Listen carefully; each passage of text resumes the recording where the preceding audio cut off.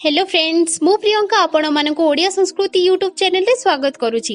वीडियोटी start करबा पूर्वरु आपण मानक गोटे रिक्वेस्ट, जदि आपण ए पर्यंत हम यूट्यूब चैनल को सब्सक्राइब करि नाहंती ताहले तळे थिबा रेड कलर सब्सक्राइब बटन अत साइड रे थिबा बेल आइकन को क्लिक करी हम चैनल को सब्सक्राइब करि नियंतु, जाहा फळे हमर लेटेस्ट वीडियो रो नोटिफिकेशन आपण सर्वप्रथमे पाई परिबे।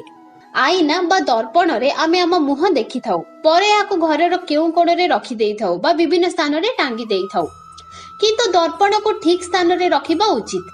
वास्तुशास्त्र अनुसार यह महत्वपूर्ण उपकरण।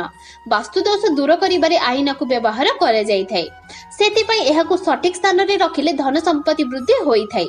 आसंतु जानिबा केउ स्थान रे आईना रखिले धन वृद्धि होई थाए। नंबर 1, सकाळे उठिले आईना रे मुह देखिबा उचित नुहे, एहा द्वारा शरीर उपरे नकारात्मक प्रभाव पड़ी थाए। नंबर 2, वास्तुशास्त्र अनुसार आईना को घरर पूर्व दिगरे लगांतु, एहा द्वारा आपनक स्वास्थ्य भल रहिबो, संतानक ठारू सुख मिलिबारे सहायक हेबो बोली विश्वास रहिछि। नंबर 3, घरर उत्तर दिगरे कबाट किंबा दुआर मुह नथिले आईना लगेबा उचित, एथि द्वारा विभिन्न दोष दूर होई थाए। उत्तर दिग को धन देवता कुबेरक दिग बोली कुहा जाए, एही दिगरे आईना लगाइले धन संपत्ति वृद्धि होई थाए बोली विश्वास रहिछि। नंबर 4, घरर उत्तर दिगरे आईना लगाइले सकारात्मक प्रभाव पड़ी थाए, धन संपत्ति वृद्धि होई थाए।